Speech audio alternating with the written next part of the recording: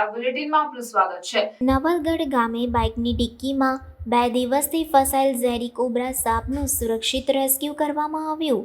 સમગ્ર રાજ્યમાં વરસાદ વરસી રહ્યો છે ત્યારે ખોરાક તથા રહેણાંકની શોધમાં જીવજંતુ આશરો લેતા હોય છે ત્યારે સુરેન્દ્રનગર જિલ્લાના ધ્રાંગધ્રા તાલુકાના નવલગઢ ગામે બાઇકની ડિક્કીમાં 2 દિવસથી અંદાજિત 5 ફૂટ જેટલી લંબાઈ ધરાવતો ઝેરી કોબ્રા સાપ ફસાયો હતો, જેની જાણ બાઇક ચાલકને થતાં તેને તાત્કાલિક સર્ફ રેસ્ક્યુ જયેશકુમાર ઝાલાને જાણ કરતા જયેશકુમાર ઝાલા સહિત તેમની ટીમ નવલગઢ ગામે પહોંચી હતી।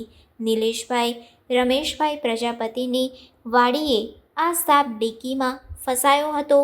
યુવકોની મદદ દ્વારા સ્ટીલની ડિક્કીમાં ફસાયેલ સાપનું સુરક્ષિત રેસ્ક્યુ કરી જંગલ વિસ્તારમાં છોડી મૂકવામાં આવ્યો હતો। સ્ટીલની ડિક્કીને કાતરથી કાપી ભારે જહેમત બાદ ઝેરી કોબ્રા સાપનું સુરક્ષિત રીતે રેસ્ક્યુ પૂર્ણ કરી રાહતનો શ્વાસ લીધો હતો।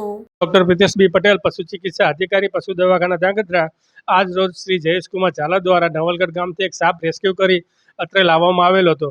સાપને બાઇકની ડિક્કીમાંથી રેસ્ક્યુ કર્યું હતું અને રેસ્ક્યુ દરમિયાન તેને ઇન્જર થયેલો હતો।